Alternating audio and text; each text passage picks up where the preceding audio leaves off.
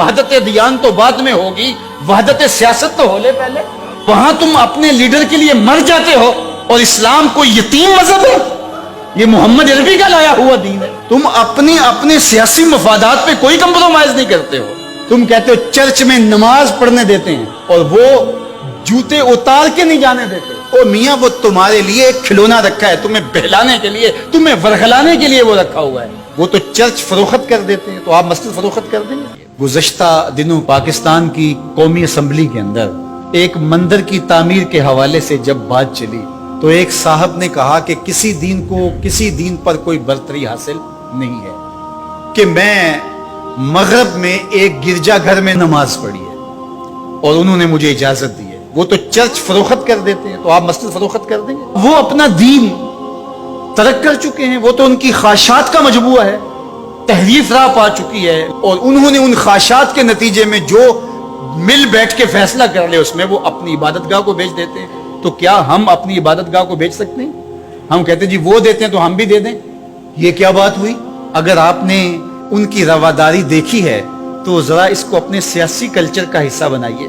مسلم league کے دفتر جو ہیں وہ تحریک انصاف کے لیے کھول دیجئے کہ آپ یہاں اجلاس کر سکتے ہیں، اور تحریک انصاف سے کہیے گا کہ وہ پیپلز پارٹی کے لیے ان کو کہیے گا کہ آپ نون لیگ کے لیے اپنے دفتر کھول دیجئے۔ وحدت دیان تو بعد میں ہوگی، وحدت سیاست تو ہو لے پہلے۔ تم سارے مسلمانوں ایک ملک کے رہنے والے ہو تو پتہ چلے جی یہ بڑے وسیع و ظرف ہیں۔ وہاں تم اپنے لیڈر کے لیے مر جاتے ہو، اور اسلام کوئی یتیم مذہب ہے؟ یہ محمد عربی کا لایا ہوا دین ہے۔ تم اپنے سیاسی مفادات پہ کوئی کمپرومائز نہیں کرتے ہو۔ یہ کیا تمہارا فلسفہ کہ انہوں نے اپنے چرچ میں اجازت دے دی تو ہم بھی دیں گے؟ میاں، ان کی غیرت اجازت دیتی ہے، ان کا دین جو خود ساختہ ہے، اور حضرت عیسیٰ کو چھوڑ کے جو انہوں نے اختیار کیا ہے ان کی تربیت ان کے نفس نے کی ہے، اور ہماری مسجد کے حوالے سے تربیت محمد عربی نے کی ہے۔ ہمیں تو یہ بتایا گیا مسجد تو مسجد رہی، مسجد کے اندر جو ٹوٹی ہوئی چٹائی ہے آپ اس کو بھی نہیں بیچ سکتے۔ باقی وہ آپ کے لیے یا دو چرچ کھول رہے ہیں اور کہیں کہ وہاں نماز پڑھیں، میں آپ کو ایک پیشکش کرتا ہوں کہ انہیں کہیں کہ تم بڑے وسیع و ظرف ہو مگر بہت کشادہ ذہن ہے، تو ہمیں مسجد کرتبہ میں نماز پڑھنے دیں۔ مسجد کرتبہ میں جو مسلمانوں کی بنائی ہوئی 10 مربع کلومیٹر پر پھیلی ہوئی مسجد، اس کے باغات، اس کے احاطے، اس کے متعلقات اگر شامل کریں، حمام شامل کریں، تو 10 مربع کلومیٹر پر وہ مسجد، اور 1400 ستونوں پر پھیلی ہوئی مسجد کا حال۔ اللہ اکبر! جب رات ہوتی تو اس زمانے کے اندر 7,500 مشعلیں اس مسجد میں چراغاں کرتی، 30 فٹ اونچا اس کا چھت ہے، اور آج بھی وہ دیکھنے کے قابل ہے۔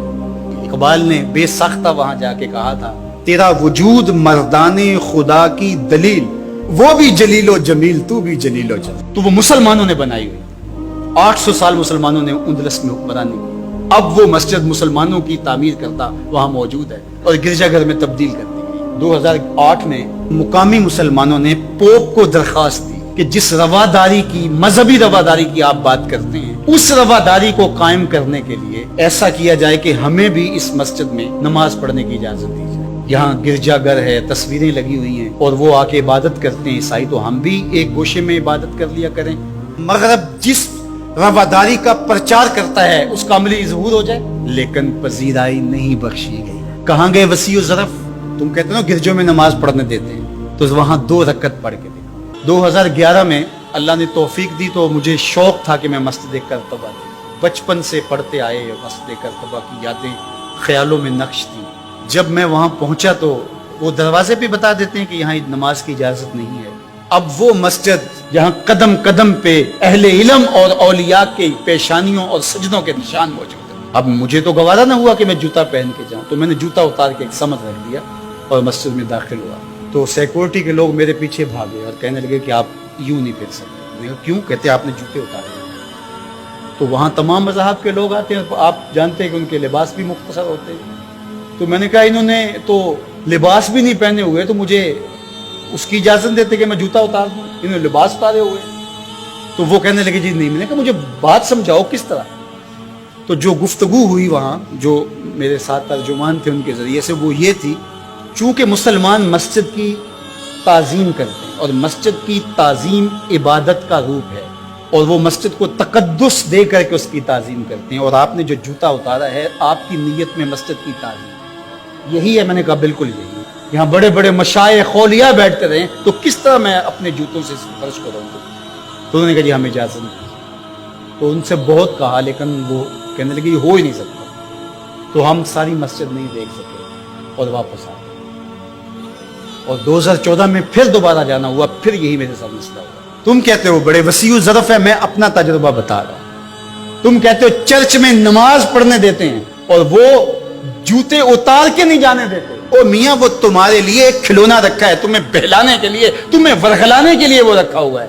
انہیں پتہ ہے اس سے بہل جائیں گے، اور وہ بھی شور جا کے کریں گے کہ ہماری مسجدوں میں بھی ایسا ہونا چاہیے، ہم بھی وسیع الظرف ہوں۔ وہ تمہیں دھوکہ اور فراڈ دینے کے لیے کیا ہے۔ اقبال نے کہا تھا یہ بظاہر میٹھے میٹھے لگتے ہیں، لیکن ان کا اندر چنگیز سے بھی زیادہ تاریک ہے۔ تو تکلیف اسلام سے ہے۔ وہ چاہتے ہیں کہ یہ تذبذب میں مبتلا ڈھیلے ڈھیلے مسلمان رہیں، خیر سے رہیں۔ ان سے کیا ہماری پریشانی ہے؟ مجھ کو پریشانی ہے تو اس امت سے ہے، اشک شہرگاہی سے جو ظالم کرتے ہیں۔ لیکن مغرب خوش ہے کہ پاکستان میں مندر بن رہے ہیں، عربستان میں مندر بن رہے ہیں، اور اسرائیل کے ساتھ ہم عربوں کے تعلق کو مضبوط کر رہے ہیں۔ لیکن یہ تمہارا ادھورا سا خواب ہے جو کبھی پورا نہیں ہوگا، یہ وقتی ہوگا۔ انشاءاللہ وہ وقت دوبارہ آنے والا ہے کہ پوری کائنات پہ جھنڈا میرے حضور کا ہی ہوگا۔ اس ویڈیو کو شیئر ضرور کیجئے، ہو سکتا ہے آپ کے ایک شیئر سے یہ بات کسی کے دل میں اتر جائے۔ جزاک اللہ۔